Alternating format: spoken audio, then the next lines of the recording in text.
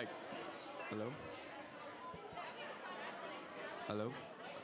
Good morning, guys. Good morning, good morning. It's Thursday. That means it's almost Friday, so it's a good day. We got a reflection, or a mindful moment, actually, right now.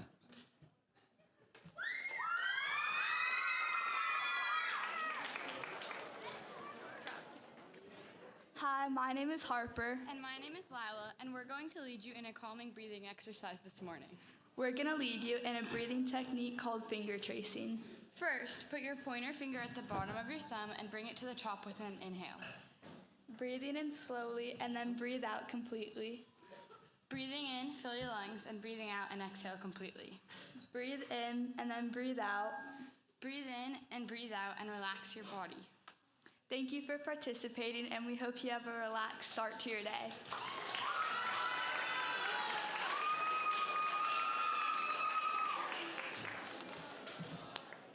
All right, that was awesome.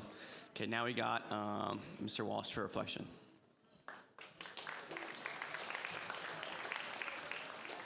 Good morning, everyone. Today is September 11th, and I want to take a moment to acknowledge the significance of this date.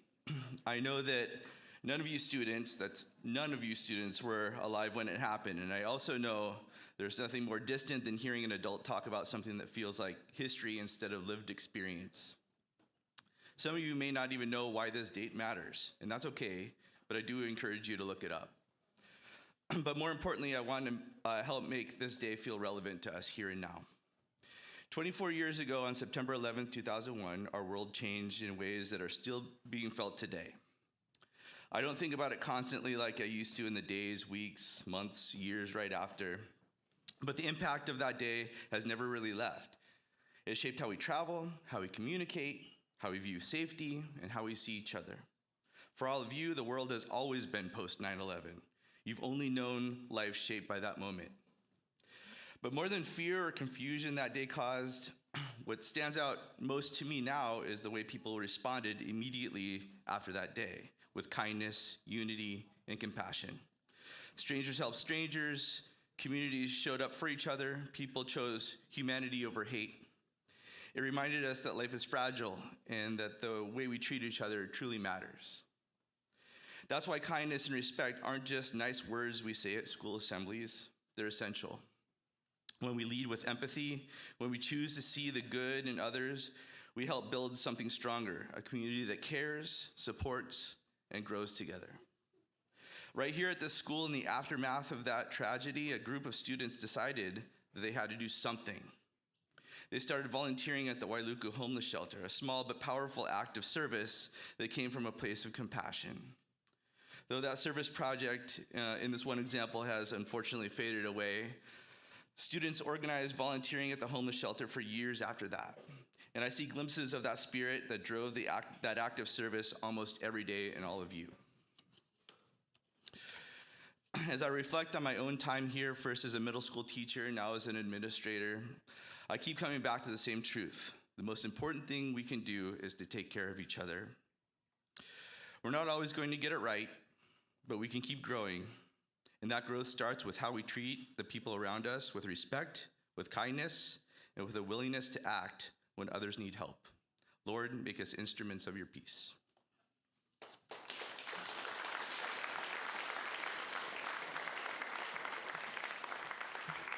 Thank you, Mr. Walsh.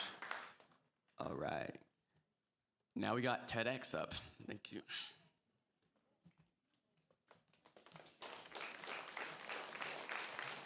Hi, I'm Aurora. I haven't been in front of in front of middle school, I don't think, but we're gonna watch like 4 minutes of a TEDx video today, so that is on the next slide.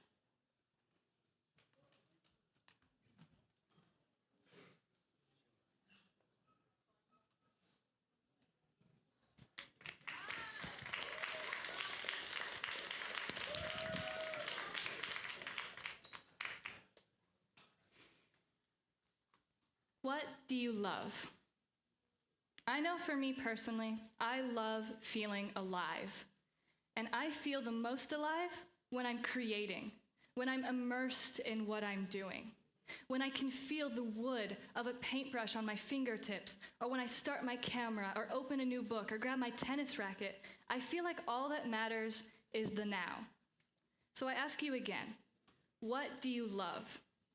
If you're struggling to answer that question, I recommend reflecting upon your childhood. What did you love then? I know that for me personally, I've always been drawing.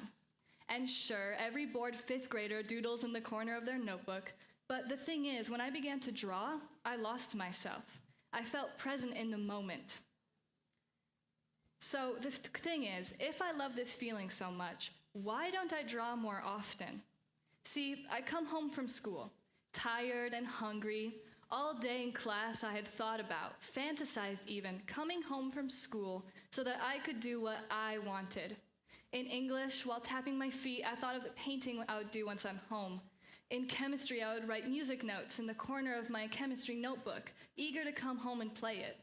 And yet, when I would come home, the first thing that I'd do is kick off my shoes, grab a snack, sit on the couch, and pull out my phone. Now, don't worry, I'm not going to become all preachy about phones and technology and, ooh, phones are ruining this generation, and yada yada, because I don't believe that. I'm just telling you what I did. I'd come home from school and I'd go on my phone and I'd watch YouTube or TikTok while texting my friends, and while I would do that, the hours would fly by. 3:30 would turn to 5:30 like that, which is weird because I only watched 2 videos, right? Well, maybe just one more because I'm so tired and I need a brain break. Except that was a terrible idea because now it's really late and I haven't done anything yet. By the time I eat dinner with my family, shower, maybe do a workout, do all my homework, the day is completely gone and I feel like I haven't done anything. I feel like I haven't learned anything. I feel like I haven't experienced anything. I feel like all I did was go on my phone and used it as a tool to numb myself to the ups and downs. And yes, while I could technically get up and paint and draw, I didn't, because getting on my phone felt more easy, because it's designed to be. As I'm sure we all know, phones are addicting. And that is because addiction is money. These phone companies like Apple and Samsung make their phones addicting because they've found a way to profit off of our time, attention, and inability to cope with discomfort. And the reason I bring up discomfort is because research by this guy named Neer hypothesizes that there are 3 main parts to addiction: the person, the product, and the pain or discomfort, so to speak. So his studies examine the relationships between a person. All right, thank you. So that's a brief example. That was a couple of years ago. Some of the seniors might know Molly, but I'm assuming most of you middle schoolers do not. But that topic was about big questions. It was about things that you ask yourself that people might not have the answers to. Our theme this year is Power and Purpose, and the speakers are open to middle school. So if you haven't heard or if you have an idea, you can come up to me, you can fill out this form. It's on a couple posters around campus, and you can apply to be a speaker. Speaker applications are open until September 20th. Our date of event is in November 2nd. That's a Sunday. And please, if you have an idea, just come out, apply. It'll be really good, and it looks great on a resume, and it can help you with your public speaking skills. Also, if you want to be a volunteer, you can also email me or come up to me, because we're going to need a lot of backstage volunteers, and you can get service hours that way. Thank you. All right, thank you, Aurora. Whoa. Okay, we have Spirit. Yeah, Spirit Committee next. Nice to know you. Let's do it again. How we did it on a one night. Good morning, good morning, good morning. Welcome back to the front row. This is week 4 recap. I hope you guys are having an amazing morning. All right. To start off, our cross country also took a win at Kulani Hakoi. Our girls team placed first, and our boys team got second place. So, yeah, fight Konima. Shout out to Freya and Finn for dominating the competition and getting first place. Okay. All right, last Wednesday, Seabury went against Kie Charter, absolutely annihilated them. Melania with the 9 kills. We had Delaney with 6 kills. We had Clea, I think that might be a world record, 23 aces. Oh my gosh. Destiny with the 10 assists, and Francesca also had 10 aces. So good job to them. All right, then we had an air riflery game against Baldwin. Our girls got 4th out of 21 teams, and our boys got 11th out of 21 teams this past weekend. Let's clap it up for them. Let's go. So, looking ahead on Friday, our girls varsity volleyball team plays Maui Prep, and it's a red out game. So wear your red, and there will be concessions, so come get food and come support them. All right, and Saturday, there's a girls JV volleyball game against Lahaina Luna at Maui High, and then they play King K at Maui High too, the JV. And then there's a cross-country invitational at Iolani on Oahu. And then we got the homecoming game. It's a whiteout. Make sure you come out, wear your white. Saturday, 10 a.m. Once again, tomorrow our game is red out against Maui Prep, so make sure you come. Concessions will be there, so there'll be lots of Ono food and snacks to fill you up during the game, so come out, come support, and yeah, have a good day.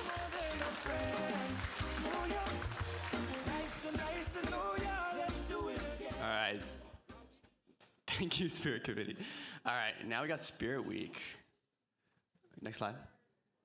Family photo, of course, today. I see some of you guys are out there. Thank you, thank you. And then, of course, we got class colors, so I know you guys can read that slide, and I can't, but make sure you know your color. All right, Spartan announcements. Oh, sorry, 6th grade is black now. Yeah, okay, yeah. All right, you guys like that? Oh, homecoming. Oh, right here. Why'd you guys come? Bro. Okay, so there should be a new Google form for homecoming court that's going to be sent out today, and it's due at 3 p.m., and it's for the final vote, and there's the 6 most nominated people from each grade will be on the ballot, and you can vote for 2 of them. Next slide, please. Oh, okay, just kidding. Ticket sales, last day to buy tickets is tomorrow, and then seniors outside guest forms are due today, so get those in.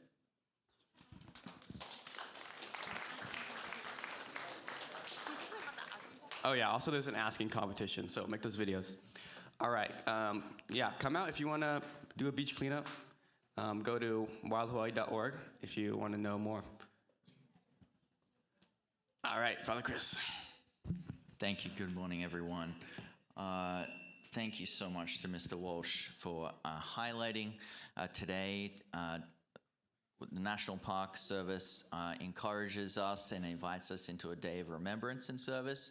And today we're going to mahalo and express our aloha and gratitude to our first responders here on Maui with some very simple but very significant card writing. So if you would like to do that, just come up to the chapel as soon as lunch begins for you, and we'll have that opportunity together. Next slide, just a friendly reminder that this is the email address now for anything related to CSL. Speak to your advisor first. If they can't help you or can't quite answer your question, or you'd like to add an organization to Spartan Serve and see whether we can partner with that organization, put in a ticket by emailing service@seaburyhall.org. Thank you so much. Have a great day. All right, thank you, Father Chris. All right, reserve your yearbook now. It's actually 10% off until October. So yeah, that's good. And email Ms. Grossman if you have any questions. All right, joke of the day time. I think we have Caden. Where's Caden? Yeah, come up here, Caden.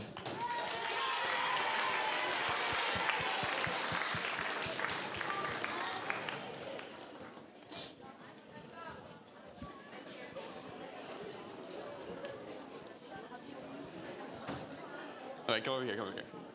All right, what grade are you in? 6th. All right, go ahead.